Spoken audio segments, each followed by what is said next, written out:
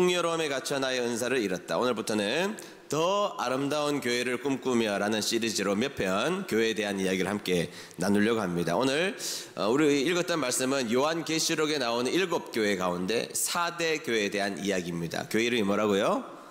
4대 교회에 대한 이야기입니다. 근데 단편 소설 가운데 현진건의 운수 좋은 날이라는 소설 아시나요? 네, 읽어보신 분들이 있으리라고 생각합니다. 배경은 시대적으로 일제강점기였던 1920년이었습니다.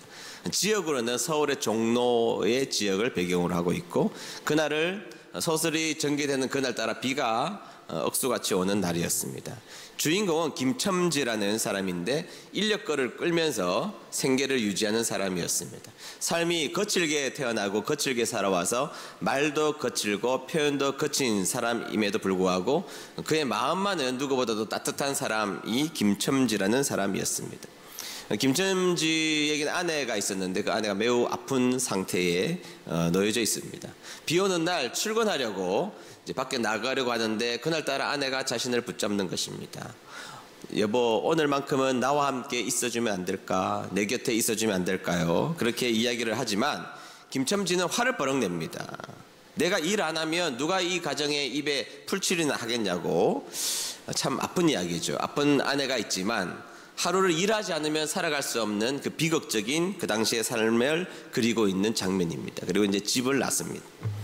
근데 비가 오는데 그날따라 장사가 너무너무 잘 되는 겁니다. 너무너무 잘 되는 거. 하루 종일 돈을 버는 것입니다. 첫 번째 손님은 술 마신 신사가 탔는데 돈을 뭐 흔쾌히 잘 줬겠죠. 네. 그 다음에 양복 입은 돈 많은 사내가 또 타서 또 돈을 벌게 됩니다. 그리고 기모노를 입었던 일본 마님이 타서 또 돈을 많이 벌었습니다. 진짜 가는 곳마다 그날따라 다른 날과 다르리 굉장한 돈을 벌게 되었던 것이죠. 운수가 대통한 날이죠. 돈을 많이 버는 운수가 좋은 날이었던 것입니다. 한 번은 동광학교에 학교까지 가서 교사를 내려다 주었는데 좀 빈수레로 와야 될 텐데 그날따라 또 학생이 타는 바람에 그냥 짧은 시간에 아내 걱정은 계속해서 됐지만 그냥 짧은 시간에 진짜 많이 운수가 좋은 날이었습니다. 빈 차가 아니라 항상 꽉꽉 차 있는 시간마다 장사가 잘 되는 운수가 좋은 날이었던 것입니다. 아내 걱정에 빨리 집으로 돌아가고 싶은 마음이 있었음에도 불구하고 선술집에서 친구 치삼이가 술을 마시자고 해서 할 수 없이 그곳에서 아내 걱정을 안고 술을 마시게 됩니다. 치삼이라는 친구와 술을 한잔 마시는데 김첨지가 술에 취하게 되죠. 술에 취한 채 아내의 걱정에 막 웁니다. 그 자리에서. 근데 그 취한 와중에서도 아내를 주려고 아내가 평소에 좋아했던 설렁탕과 떡을 사서 집으로 돌아갑니다. 아내가 이거 주면 좋아하겠지, 아내가 이거 먹고 힘을 내겠지 하고 그것을 사서 돌아가게 됩니다. 그런데 집에 도착했는데 어쩐 일인지 아내의 소리는 들리지가 않았습니다. 인기척이 나지 않았고 가서 보니 아내는 이미 차갑고 딱딱하게 죽어서 싸늘한 시신이 되어버리고 말았던 것입니다. 김첨지가 설렁탕을 그릇을 내려놓지 못한 채 울부짖습니다. 오열하면서 이복에 자네를 위해서 설렁탕을 사가지고 왔는데 왜 먹지를 못하니? 왜 먹지를 못하니? 내가 자네를 위해서 설렁탕을 사왔는데 왜 먹지를 못하니? 오늘 그렇게 운수가 좋더니만 하면서 우는 이야기로 이 이야기가 마쳐지게 되는 것이죠. 그날은 매우 운수가 좋은 날처럼 보였지만 가장 비극적인 날이었던 것입니다. 자신은 자신에게 돈이 많이 벌려서 운수가 좋아 보이는 날처럼 느꼈겠지만 그러나 그날은 자신의 인생 가운데 가장 비극적인 날로 기억되는 날이었다는 것이죠. 자, 오늘 우리가 살펴볼 그 4대 교회가 마치 이런 모습이었던 것입니다. 요한계시록 3장 1절 말씀 한번 보도록 할까요? 3장 1절을 읽겠습니다. 시작. 사대교회 지도자에게 이렇게 써서 보내어라. 7영과 7별을 가진 분의 말씀이다. 나는 내 행위를 알고 있다. 사람들은 내가 살아있다고 하나 사실은 죽은 자와 다름없다. 아멘. 자, 예수님이 이 4대 교회를 평가하는 장면을 그리고 있는 것입니다. 이 4대 교회를 평가하면서 사람들은 너희를 살았다고 말하지, 사람들은 너희 교회가 좋다고 말하지, 그러나 실상은 너희들은 죽은 교회다. 이렇게 아주 날카롭고 무서운 평가를 하고 있다는 것이죠. 자, 그런데 오늘 저는 이 4대 교회에서 주시는 교훈을 가지고 우리 교회가 더 아름다운 교회가 되기 위하여서 어떠한 생각과 어떠한 마음을 품어야 될지를 오늘 말씀을 통해서 살펴보려고 합니다. 자, 첫째, 풍요가 함정이 되어서는 안 된다는 사실입니다. 다 같이 읽어봅니다. 시작. 풍요가 함정이 되어서는 안 됩니다. 네, 이 사대 교회가 있는 이 사대라는 도시를 좀 살펴보면, 사대라는 도시는 고대의 리디아라는 왕국의 수도였습니다. 그러니까 수도로 할 정도니까 굉장히 발전된 곳이었다고 볼 수가 있겠죠. 그리고 황금의 도시였습니다. 황금이 많은 도시. 여러분, 별명이 황금의 도시면 황금이 많다라는 이야기고, 그래서 세계 열강들이 이 지역을 매우 탐을 냈습니다. 그리스라, 페르시아, 로마 이런 나라들이 굉장히 이 나라에 대해서 탐을 냈던 지역이 이 사대라는 도시였던 것이죠. 왜 탐내었을까요, 여러분? 고고학이 재미있는 학문인데 하버드 대학하고 코넬 대학 고고학팀이 연합으로 발굴을 했습니다. 이 동네를 발굴하다 보니까 강이 발견되는데 그 강의 흔적이 황금천입니다. 황금천이고 그 지역에 사금이 굉장히 많았다라는 기록들이 있었고, 황금천 근처에만 발견된 것만 금을 재련하는 도가니가 무려 300개나 발견이 됐으니까 발견된 것만 300개입니다. 그러니까 얼마나 많았겠습니까? 그리고 도가니 밑에는 여전히 금이 발견되는 것으로 보아서 굉장히 금이 많았던 지역이었습니다. 돈이 풍부했고 금이 많았던 지역입니다. 뭐 옛날에 뭐 부자 동네는 그러잖아요. 지나가던 강아지도 10,000원짜리 물고 다닌다고. 네, 그런 지역이었던 것입니다. 지나가던 강아지도 수표를 물고 다니는 그곳이 사대라는 지역이었다라는 것이죠. 그러니까 여러분, 이 사대 교회는 사대 지역이 가지고 있는 이 물질적인 풍요가 사대 교회 내에서도 침투해 들어왔던 것입니다. 물질적 풍요가 있으면 다 괜찮아, 돈이 있으면 괜찮은 것이야, 뭐 이런 생각들을 가지게 되었던 것입니다. 물질주의가 교회 내에 침투해서 들어왔던 교회가 사대 교회다, 이렇게 볼 수가 있겠죠. 자, 그 다음 두 번째는 평화로움에 도취되어 있는 도시였다는 겁니다. 뭐에 도취되었다고요? 네, 첫 번째는 물질이 많았다. 두 번째는 평화로움에 도취되었던 도시였다는 겁니다. 여러분, 돈이 많으면 뭐합니까? 돈도 많고 돈이 많이 벌리고 황금이 막 물에서 흐르고 그러고 지나가는 개도 10,000원짜리 물고 다니면 뭐합니까? 갑자기 전쟁이 폭 일어나서 한꺼번에 다 빼앗겨 버리면 아무런 소용이 없잖아요. 근데 이 사대라는 지역은 앞에 멋진 강이 흐르고 산으로 뺑 둘려져 있습니다. 천연 요새입니다. 거기에다가 높이가 해발 250m 높이에 있으니 이건 뚫고 들어오려고 해도 뚫을 수가 없습니다. 물론 역사적으로 보면 한 2번 정도가 뚫린 적이 있는데, 그것도 밖에 있는 군사력이 좋아서 뚫린 게 아닙니다. 보초를 지키던 병사가 꼬박 졸다가 모자가 병사의 철모가 떨어져서 그 위치로부터 출입로가 발견되어서 뚫린 적 2번 있었지, 한 번도 뚫린 적이 없는 지역이 사대라는 지역이었다는 것입니다. 그러니까 여러분, 사대라는 지역은 돈도 많은데 평화로운 지역이었다는 것입니다. 매우 평화로움이 가득한 지역이 사대였다라는 것이죠. 아무런 걱정이 없는 평화로움이 있어서 오히려 교회의 걸림돌이 되었다는 것입니다. 여러분, 뭔가 자극이 있어야 사람들은 그곳에서 하나님을 찾게 되고, 자극이 있을 때 우리는 하나님에 대해서 기도도 간절하게 되고, 자극이 있을 때 인생을 다시 한번 더 되돌아본단 말이죠. 근데 이 사대교회는 그런 자극도 없는 아주 형편이 좋은 교회였다라는 사실입니다. 그게 걸림돌이 되었던 것입니다.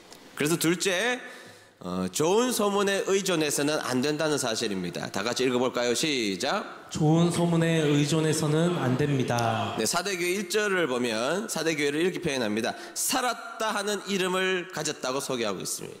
자, 그 교회를 어떻게 평가하고 있느냐? 살았다 하는 이름을 가졌다는 것입니다. 아마도 돈도 많아서 교회 건물도 잘 지었고, 그리고 사람들도 평안한 사람들이 많기 때문에 별 문제 없이 평안한 교회였을 것이라고 봅니다. 그런 사람들끼리 모여있는 교회가 사대 교회였다고 볼 수 있죠. 돈도 많은데 자식도 대학에 턱턱 붙어요. 건강합니다. 그러면 여러분, 싸울 일이 뭐가 있습니까? 집에 돈도 많고 자식도 잘 되고 착실하고 모든 구성원들이 건강하고 싸울 일이 뭐가 있습니까? 부자인데 고학력에다가 거기다가 집안 환경도 좋고 아주 화목합니다. 그런 사람들 만나보면 대부분 매너가 좋습니다. 저 사람 매너가 좋다. 아니, 크면서 상처받을 일이 없는데 무슨 모날 일이 있겠습니까? 그냥 매너가 좋은 겁니다. 그런 것처럼 4대 교회가 그랬다는 것이죠. 아이고, 저 교회는 좋겠다. 저 교회 보면 너무너무 부러워. 그랬단 말이죠. 저 교회는 살아있는 교회야. 그런 평판을 얻었다는 것입니다. 오늘날로 치면 저 교회 부흥한데 저 교회 핫한 교회래. 이런 평가를 주위에 있는 사람들에게 들으며 성장했던 교회, 그 교회가 바로 4대 교회였다라는 것입니다. 그런데 여러분, 문제는 세 번째에 있습니다. 셋째, 소문은 무성하지만 실상은 죽어가고 있었다라는 사실이죠. 다 같이 읽어볼까요? 시작. 소문은 무성하지만 실상은 죽어가고 있었습니다. 네, 이제 큰일이 난 겁니다. 다 모든 사람들은 평가하기에 좋은 교회라고 평가했습니다. 자신들도 자긍심을 가지고 우리는 좋은 교회라고 평가했지만 실상은 죽어가고 있었다. 오늘 본문 1절 하반절에 보면 이렇게 나옵니다. 다 같이 읽어봅니다. 시작. 사람들은 내가 살아있다고 하나 사실은 죽은 자와 다름없다. 아멘. 자, 사람들의 평가는 와, 살아있는 교회야, 핫한 교회야 이렇게 평가했지만 예수님의 평가는 죽은 교회다 이렇게 평가했다는 것입니다. 보기에는 매우 좋은 교회처럼 보였습니다. 보기에는 너무 멋진 교회처럼 보였으나 우리 주님이 보시기에는 죽은 교회다. 3절 상반절에 보면 이렇게 말해요. 제가 읽어보겠습니다. 내가 받은 것과 들은 것을 기억하여 뉘우치고 순종하라. 그러니까 여러분, 죽었다는 평가 앞에서 뉘우치고 순종하면, 기억하고 뉘우치고 순종하면 다시 살아날 수 있다. 이게 예수님의 하고 싶은 말씀이라는 겁니다. 너희들 죽었어, 문 닫아, 끝이야, 이게 아니라는 것이죠. 너희들은 지금은 죽은 모습이지만 깨우치고 뉘우치고 회개하면 너희들은 살아날 수 있는 교회가 돼, 이렇게 말하고 있다는 것입니다. 자, 그러면 여러분, 오늘 21세기에 살고 있는 우리 은혜드림교회와 여러분 각자가 우리가 교회잖아요. 교회 전체도 교회니까 교회 전체는 목회자들이 열심히 또 더 아름다운 교회를 꿈꾸며 열심히 일할 겁니다. 그런데 여러분 각자가 성전이면 여러분들의 각자의 삶 가운데 무엇인가 내가 죽어있는 모습이 무엇인지를 살펴보고, 죽어있는 모습이 있다면 성경 말씀에서 어떻게 회복시킬 수 있는지에 대해서 살펴봐야 되지 않겠느냐는 거예요. 그래서 여러분, 넷째가 있습니다. 넷째, 남은 은사로 전체를 일으켜 세워야 한다는 것입니다. 다 같이 읽어봅니다. 시작. 남은 은사로 전체를 일으켜 세워야 합니다. 네, 2절 상반절을 읽도록 할게요. 2절 상반절 시작. 깨어나라. 완전히 죽기 전에 아직 조금이라도 남은 힘이 있을 때에 내 자신을 일으켜 세워라. 아멘. 뭐라 그럽니까? 깨어나라. 지금 깨어나라. 죽지 말고, 죽은 상태에 놓이지 말고 깨어나라. 완전히 죽기 전에 아직 조금이라도 남은 힘이 있을 때에 내 자신을 일으켜 세워라. 깨어나라, 일으켜 세워라, 이렇게 말하고 있다는 것이죠. 여기에서 은사론이 나옵니다. 여러분, 우리들에게 은사가 있잖아요. 은사가 있습니다. 내가 하면 기쁜 일들이 있단 말이죠. 그 은사들이 쓰임받지 못하고 있으면 4대 교회처럼 죽은 자가 된다는 것인데, 그러나 죽은 자가 되어 있어도 그 남아있는 은사를 사용하면 하나님은 살려내시겠다. 어떤 분들은 기도하는 은사를 가지고 있는 분들이 계십니다.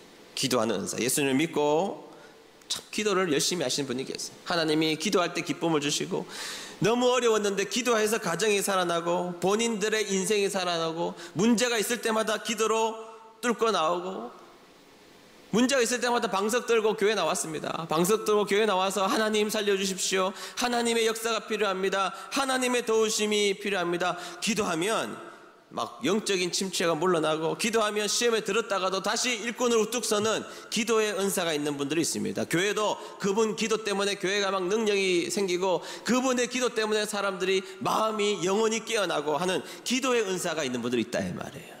기도할 때 기뻐지고, 기도할 때 살아나고, 힘든 기도의 짐이지만 그 기도의 짐을 지고 인생을 살아갈 때 인생의 모든 문제를 뚫고 가게 하셨던 하나님을 만났던 기도의 은사가 있는 분들이 있다 이 말이에요.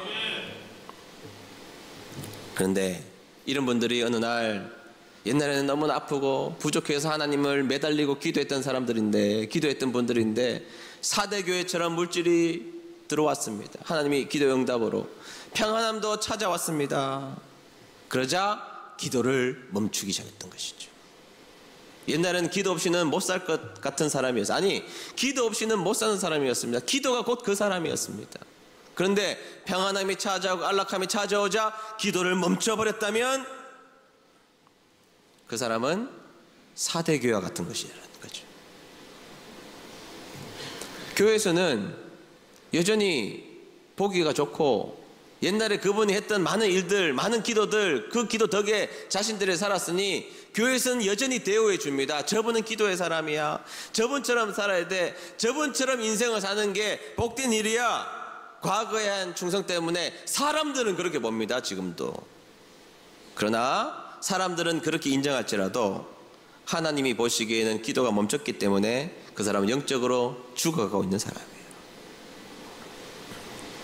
기도를 멈추자 말씀도 제대로 안 들어오고 말씀을 들어도 순종할 힘이 생기지 않고 기쁨도 없고 그런 분들은 다시 기도의 자리로 돌아와야 된다는 것입니다. 아무리 좋아도 아무리 만족해도 아무리 부족함이 없어도 그런 분들은 기도의 자리에 와서 하나님 앞에 기도의 자리를 지킬 때 하나님은 그런 분들을 통하여서 살아나는 역사를 이렇게 세워주신다 이 말이에요. 여러분 기도의 은사가 있는 분들 기도의 자리를 지켜내는 여러분 되시기를 축복합니다. 내가 아무리 잘되고 세상적으로 기도가 필요 없는 인생처럼 살아갈 수 있는 것 같아도 아니요, 그런 분들은 기도를 해야 사는 것입니다. 어떤 분들은요 격려가 은사인 분이 있습니다. 난 못하는데 막 이걸 겨우겨우 했는데 막 그 사람이 갑자기 찾아오더니 와 어떻게 이렇게 잘했냐고, 종이 몇 장 접었을 것 뿐인데 뭐 이렇게 잘했냐고, 뭐 디자인팀에 가서 뭐 아무것도 안 하고 시키는 거 풀만 몇 개 붙였는데 이 은사가 있는 분이라고 막 격려하는 분이 계세요. 그렇죠? 그런 분 때문에 교회가 잘 된다고요. 격려의 은사가 있는 분들이 계시다고요. 그런데 격려의 은사 있는 분이 잘 되고 보니까 어느 날부터 자기의 실력이 늘어남에 따라서 다 꼬라지가 보기 싫은 겁니다. 어떻게 저 풀을 붙여도 저렇게 내가 밥풀로 붙여주고 잘 붙이겠다네. 별소리 다 하는 겁니다. 살아있으나 죽은 겁니다. 겉으로는 격려하는 것처럼 습관이 돼서 하지만 죽은 거예요. 어떻게 해야 돼요? 진짜 마음으로 격려해 줘야죠. 정말 내가 이 격려가 교회를 살리는구나 하고 격려해 줘야 된다는 것입니다. 어떤 분들은 주방의 봉사로, 어떤 분들은 청소로, 어떤 분들은 찬양팀으로, 교사로 은사가 있다 이 말이에요. 차량 운전으로 여러분 그 은사를 사용해서 여러분 살려내야 된다 이 말입니다. 찬양의 은사가 있는 분들이 계십니다. 너무 비굴한 인생을 살다가 교회 와서 어느 날 찬양을 불렀는데 찬양에 깨져가지고 막 우는 겁니다. 교회에서도 울고 차에서도 찬양 틀어놓고 은혜를 받고 찬양에서 정말 감동을 받고 일어선 겁니다. 일어선 거예요. 찬양을 부를 때 막 음치긴 한데 막 부르면 하여튼 아무도 안 들었든 듣든 말든 부르면 힘이 생기고 부르면 능력이 생기고 이상하게 내가 부르면 가족들도 은혜를 받고 내가 부르면 못 부르지만 사람들이 격려를 받고 하는 찬양의 은사가 있는 분들이 계시다 이 말이에요. 근데 어느 날 고통이 찾아와서 찬양을 잃어버렸습니다. 그러면 은사를 가졌는데 사용하지 않는 그 사람은 죽은 거예요. 여러분 다윗 한번 보세요. 다윗은요 찬양의 은사가 있었던 사람입니다. 아니 찬양 부르면 귀신이 도망갔어요. 찬양 부르면 귀신이 도망갔다니까요. 그러니까 여러분 얼마나 은사가 있어서 시편 150편 가운데 절반을 다윗이 찬양 만드는 사람입니다. 기타도 잘 치고 수금도 잘 치고 뭐 악기도 남들은 1년 배우고 딱 쳐다보고 몇 개 보고 일주일만 치면 잘 탁 치고 막 이런 사람이에요. 드럼도 뭐 안 배워도 팍 치고 이 성경에 안 나와 있는데 그랬을 것 같아요 저는. 뭐 하여튼 뭐든지 아끼면 찬양 뭐든지 찬양 앞에서는 뭐든지 잘하는 사람이었습니다. 그런데 그렇게 잘하던 찬양 부르면서 하나님 마음에 딱 합했던 이 다윗이 사울이 막 쫓아다니는 거예요. 1년 도망가면서도 비파를 손에 놓지 않았습니다. 2년 될 때도 수금을 놓지 않았습니다. 3년 될 때도 북을 놓지 않았습니다. 하나님 찬양했다고요. 하나님이 열심히 찬양했는데 1년, 2년, 3년, 4년, 5년, 7년, 10년 10년이 넘게 하나님 찬양하고 돌아다녔는데도 자신의 인생이 더 고통스러운 겁니다. 처절하게 동굴에서 눅눅한 그곳에서 잠을 자며 벌레와 함께 잠을 자며 온갖 짐승의 공격을 받으면서 사는 자신의 인생을 생각해 보니까 괴롭고 못 살겠는 겁니다. 그래서 어느 날 비파 집어 던졌습니다. 수금 집어 던지고 나의 찬양하네 찬양해봤자 아무것도 안 남아. 나 봉사하네 봉사해봤자 욕만 얻어먹어. 기도하네 기도해도 뭐 사람들 알아주지도 않아. 찬양을 버릴 거예요. 비파를 버린 겁니다. 수금을 버린 겁니다. 다윗의 인생 가운데. 근데 어느 날 그거 버려놓고 찬양 안 하던 다윗이 새벽에 일어나서 가만히 생각해 보니까 나는 찬양할 때 힘이 났고 찬양할 때 능력이 생겼고 찬양할 때 소망이 생겼는데 도대체 내가 왜 이러고 있지? 그리고 어느 날 찬양으로 자신의 인생에 심폐소생술을 가합니다. 그게 시편 57편 7절에서 8절이에요. 읽어보겠습니다. 시작. 하나님이여 내 마음이 확정되었고 내 마음이 확정되었사오니 내가 노래하고 내가 찬송하리이다. 내 영광아 깰지어다. 비파야 수금아 깰지어다. 내가 새벽을 깨우리로다. 아멘. 지금 다윗이 뭐라 그럽니까? 던졌던 비파 다시 가지고 오고 던졌던 수금 다시 가져와서 내가 지금 뭐 하는 거지? 내가 그동안 지금 뭐 했던 거지? 지금 나는 찬양 부를 때 살았고 찬양 부를 때 하나님이 기뻐하셨고 내 험한 인생일지라도 찬양 부르면 하나님이 살려주셨는데 내가 왜 이 모양 이 꼴하지 하고 자신을 깨운 겁니다. 비파 다시 가져오고 수금 가져와서 하나님 내 마음이 확정되었습니다. 내 마음이 다시 확정되었습니다. 내가 이 찬양으로 새벽을 깨우는 사람이 되겠습니다. 할렐루야. 그리고 다윗 살아나고 주위에 있는 사람 살아나고 이스라엘이 살아난 것입니다. 여러분 이게 오늘 4대 교회에 주신 말씀이라는 겁니다. 여러분 우리 각자 은사가 다르지만 여러분들이 그동안 열심히 해오셨던 일들이 있잖아요. 각자 은사가 다르지만 여러분들이 감내했을 때에 몸은 힘들어도 마음의 기쁨이 찾아왔던 그 은사들이 있잖아요. 여러분들 때로는 무거운 그 은사를 지고 가는 무거움이 있었지만 그것을 졌을 때 교회가 잘 되고 가정이 잘 되고 내가 잘 되는 것들이 있었잖아요. 힘들 때 방석 들고 교회 나와서 무릎을 꿇었을 때 하나님이 살려주셨던 은혜가 있었잖아요. 여러분 고통스러울 때 찬양 불러서 살아나지 않았습니까? 여러분 인생에 하나님 앞에 헌신하고 봉사하면서 하나님의 놀라운 은혜를 받았던 그 사명의 자리, 은사의 자리, 좀 힘들다고 너무 잘 된다고 하나님 없이도 살 것 같으니까 그거 놔서 되겠습니까? 그거 놓고 사니까 내 인생에 진짜 기쁨이 사라지고 없을 때는 교회에서 더 많은 일들을 감당했던 사람들이었는데 지금은 더 많은 것을 가졌음에도 불구하고 아무 일도 못하는 사람들이 되어버리고 말았지 않습니까? 4대 교회처럼 주님이 하신 말씀을 기억해야 됩니다. 네가 가지고 있는 작은 은사, 그 은사를 가지고 너의 인생의 심폐소생술을 시행해서 너의 인생 살아나는 인생 되어줄래?